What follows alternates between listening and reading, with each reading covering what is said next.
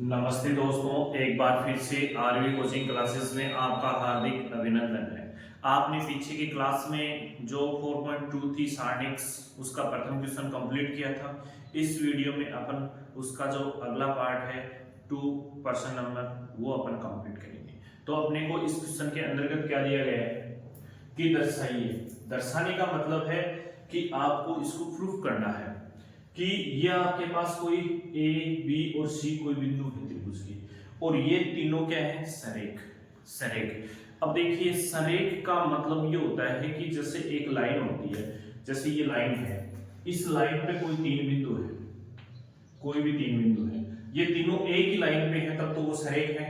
यदि तीनों ही अलग अलग हैं, एक ही लाइन पे नहीं है, तो वो असरेख होंगे। लेकिन ये सरेख कब होते हैं? इस सारणी के अंदर जब अपन त्रिभुज का क्षेत्रफल निकालते हैं और उस क्षेत्रफल की वैल्यू क्या हो जाएगी आपके पास 0, तो वो क्या होगा वहां पर सरेख होगा।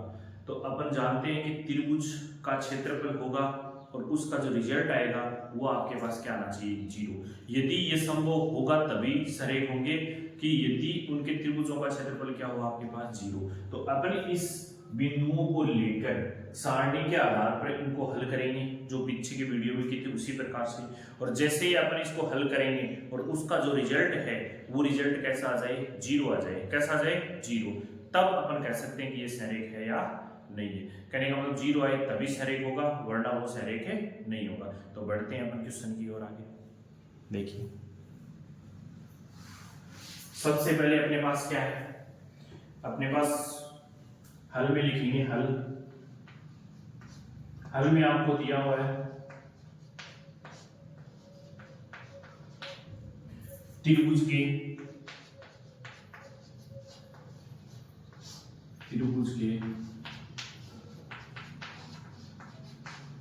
शीर्ष बिंदु ए का क्या है a, b प्लस सी, फिर b का क्या है आपके पास b, c प्लस ए, और फिर c क्या है आपके पास c है c, a प्लस b है।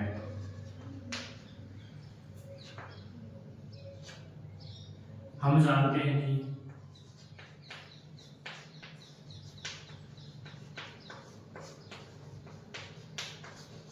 कि त्रिभुज का क्षेत्रफल यदि 0 हो जाए तो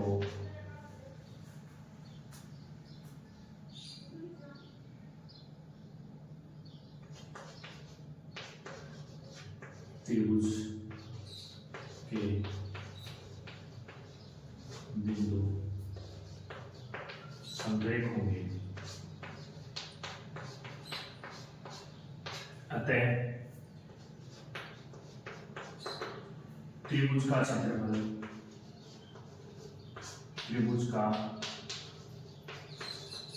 क्षेत्रफल अब सारे बच्चे जानते हैं कि त्रिभुज के क्षेत्रफल का सूत्र अपन ने पीछे की क्लास में क्या देखा था, 1/2 x1 x2 x3 y1 y2 y3 1 1 1। ठीक है, अब ये सारे जो एलिमेंट हैं, इसके जितने भी अवयव हैं उनमें अपन वैल्यू रखेंगे। तो x1 की वैल्यू ये हो गई और ये हो गई y1 की, ये हो गई x2 की और ये हो गई y2 की। तो यहां से अपन लिख देंगे, ये हो गया x3 और ये हो गया y3। तो पहले बच्चों अपन जो x y की वैल्यूज हैं वो यहाँ पर पुटअप करेंगे और इसको सिंपली जैसे सारणी का हल किया था वैसे करेंगे। अपने को ये देखना है कि इसका रिजल्ट क्या आना चाहिए 0। क्या आना चाहिए 0, क्योंकि त्रिभुज का क्षेत्रफल यदि 0 हो जाए तो वो क्या होगा सरेख। वो क्या होगा सरेख। तो रखिए, चलिए बच्चों अपन रखेंगे 1/2 x1 की वैल्यू यहां से क्या आ जाएगी a, फिर अपने पास b की x2 b की वैल्यू है और x3 c की वैल्यू, फिर यहां से b प्लस c, यहां से क्या आ जाएगा c प्लस a और यहां से क्या आ जाएगा a प्लस b। अब यहाँ पर 1 1 1। अब आप जानते हो कि डिटरमिनेंट को अपन हल करते हैं तो क्या करते हैं, किसी कॉलम या स्तंभ के प्रश्न करेंगे तो अपन यहाँ पर किसके सापेक्ष प्रश्न करने, r1 के सापेक्ष अपन प्रश्न कर रहे हैं तो यहाँ पर लिख देंगे r1 के अनुदिश, इसीलिए एक के सापेक्ष कर सकते हो अनुदिश प्रसरण करने कीजिए। जैसे अपन प्रसरण करेंगे r1 के सापेक्ष तो पहला एलिमेंट 1/2 आ जाएगा, फिर ये बड़ा ब्रैकेट आएगा तो पहला एलिमेंट लेंगे अपन a प्लस का होगा, फिर देखिए c1 का दमन करेंगे और r1 का दमन करेंगे तो बचेगा कौन, ये और ये, तो सारणी का साइन लगाएंगे अपने पास c प्लस a, फिर यहाँ पर a आ जाएगा और a प्लस b यहाँ पर 1 आ जाएगा। फिर देखिए दूसरे एलिमेंट के लिए क्या आएगा अपने पास माइनस, ब्रैकेट में आ जाएगा b प्लस c। ब्रैकेट क्यों लगाया है, क्योंकि यहाँ पर अपने पास पदों की संख्या कितनी है 2, b प्लस c इसलिए। अब देखिए जैसे ही आप इसका दमन करोगे यानी c2 का दमन करोगे, r1 के अनुदिश कर रहे हो तो r1 के अनुदिश c2 का दमन करोगे तो आपके पास b1 c1 बचेगा, तो b1 c1 बचेगा, फिर सारणी का साइन। अब देखिए तीसरा एलिमेंट क्या है +1, प्लस से 1। अब यहां से क्या आएगा, c3 का दमन करोगे r1 के सापेक्ष तो अपने पास b, सारणी में क्या आ जाएगा b, फिर क्या आ जाएगा c प्लस a, यहां से क्या आ जाएगा c, फिर यहां से a प्लस b। यहां तक किसी को मेरे हिसाब से कोई समस्या नहीं होनी चाहिए, तो अच्छे से यहां तक समझ में आया होगा। अब देखिए आगे बढ़ते हैं, यहां पर 1/2, यहां से अपने पास जो वैल्यू आएगी अपन डायरेक्ट करेंगे इसको। देखो जब c प्लस a है, इसको 1 से मल्टीप्लाई करोगे तो सेम वैल्यू आएगी, फिर इस एज इट इज ऐसा कैसा इससे मल्टीप्लाई करोगे तो सेम वो संख्या आएगी, लेकिन बीच में साइन कैसा आ जाएगा माइनस का, कैसा आ जाएगा माइनस का, तो लगा देंगे यहाँ पर a, यहां से क्या आ जाएगा c प्लस a, मैं डायरेक्ट लगा रहा हूं, जैसे ही माइनस लगाऊंगा तो इन दोनों के चिन्ह बदलेंगे। क्यों बदलेंगे, दोनों कैसे हैं प्लस के और इससे बाहर माइनस है तो ये भी माइनस का होगा, ये भी किसका होगा माइनस का, दोनों प्लस के तो दोनों के चिन्ह परिवर्तन कर देता हूं, तो a माइनस है b, ब्रैकेट बंद, ताकि अपने इसी जगह में ये पूरा क्वेश्चन हो सके। फिर देखो ये जैसे ही अपन माइनस को अंदर भेजोगे तो इन दोनों के चिन्ह बदल जाएंगे, या फिर आप एक काम कीजिए इसको माइनस ही रखिए, फिर अपन आगे देखते हैं क्या होता है। तो माइनस b प्लस c इस पूरे का ब्रैकेट, देखो आगे क्या दिया हुआ है, इसका इसके साथ मल्टीपल तो b आएगा, इसका इसके साथ तो c आएगा, लेकिन क्या आ जाएगा b minus c, b minus c आ जाएगा, b माइनस c। अब यहाँ से कोई सर्वसरमीकरण जनरेट हो जाएगी, फिर अपन उसको हल कर लेंगे, तो फिर +1।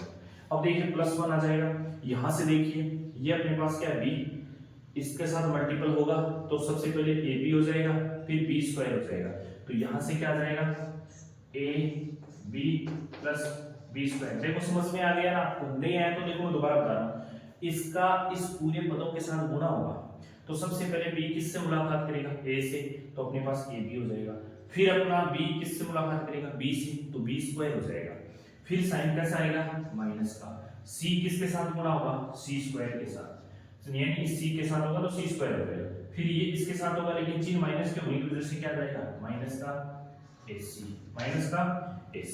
यहाँ तक किसी को कोई समस्या मेरे हिसाब से नहीं आनी चाहिए समस्या। अब देखो आगे इसको क्या करोगे 1/2, फिर अंदर देखो इसको इससे क्या कर सकते हो काट सकते हो, लेकिन अंदर क्या बचा a माइनस b बचा, a माइनस b बचा, तो a माइनस b को अपन a से गुणा करवाओगे, नहीं c माइनस b बचा, c माइनस b बचा, इसको a से गुणा करवाओगे तो पहली वैल्यू आ जाएगी अपने पास ac, क्या आ जाएगी ac, दूसरी आ जाएगी माइनस ba, क्या आ जाएगी ba।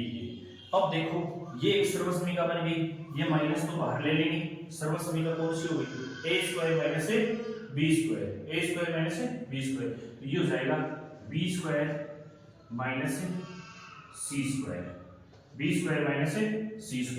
लेकिन ये जैसे कि अंदर जाएगा तो इनको अपन बदल सकते हैं ना, बदल सकते हैं क्योंकि ये तो इस सर्वसमीका की वजह से अपन ने लिया है, ये वाला चीज तो रह गया, तो ये अंदर जाएगा इसके, चलो एक स्टेप और कर लेंगे, ठीक है।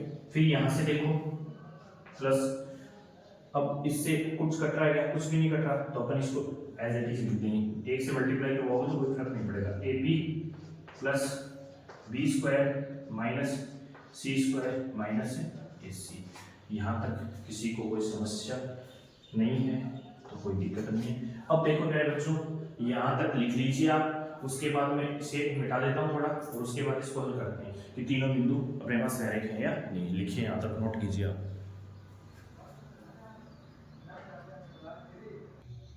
अब देखिए इसको आगे करते हैं अपन, इसको जस्ट ऊपर लिखो, इसे लिखेंगे अपन, तो यहाँ से 1/2, फिर AC बड़ा ब्रैकेट है, AC आ जाएगा, फिर माइनस BA। अब देखिए मेरे बच्चों, ये ब्रैकेट मैंने क्यों लगाया, क्योंकि इन दोनों का मल्टीपल होने के बाद बाहर माइनस है, तो पहले इनका जैसे ही मल्टीपल करोगे तो यानी अपने पास एक सर्वसमीका बन के आ गई, A प्लस B और A माइनस B, यानी x प्लस y और x माइनस y, यानी क्या होता है x square minus y square. तो उस हिसाब से ये सर्वसमीका लिख दी मैंने यहाँ पर, उसका रिजल्ट रख दिया।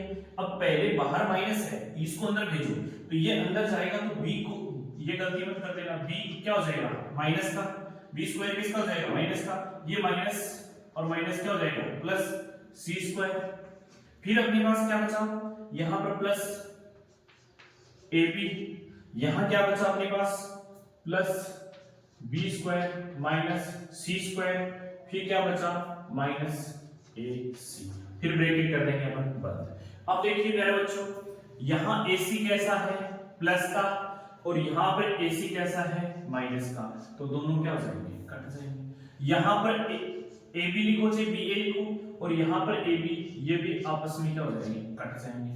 फिर देखो यहाँ पर ये क्या है प्लस का, ये माइनस का, और ये क्या है प्लस का, और ये माइनस, ये प्लस, ये माइनस और ये प्लस, तो सारे कट जाएंगे। तो कहने का मतलब इधर क्या बचा आपके पास, इधर क्या बचा 1/2 गुणा क्या बचा 0, और आपका फाइनली जो रिजल्ट आया वो क्या आया 0। अतः अपन क्या कर सकते हैं, अतः ए बिंदु A, B तथा C समरेख है। ये अपना क्या आ गया, आपने क्या कर दिया, इसे प्रूफ कर दिया। क्या कर दिया, तो आशा करता हूं ये क्वेश्चन आपको अच्छे से समझ में आया होगा। और ये बात आपको याद रखनी है, यदि एक नंबर का प्रश्न पूछे कि यदि त्रिभुज का क्षेत्रफल 0 हो तो बताइए उसके बिंदु संरेख होंगे या नहीं होंगे, तो आपको बताना कि यदि त्रिभुज के तीनों बिंदुओं की वैल्यू यदि 0 हो जाती है, यानी उसका क्षेत्रफल क्या हो जाता है 0। जैसे आपने यहाँ पर इसका क्या निकाला था, क्षेत्रफल निकाला था, तो कहने का मतलब त्रिभुज का क्षेत्रफल यदि 0 हो रहा है तो तीनों बिंदु क्या होंगे संरेख। तो आशा करता हूँ इसी के साथ इजाजत चाहता हूँ। तो वीडियो को ज़्यादा से ज़्यादा शेयर कीजिए और ज़्यादा से ज़्यादा अपने दोस्तों तक पहुँचाइए और अच्छे से पढ़ते रहिए। जय हिंद, जय भारत।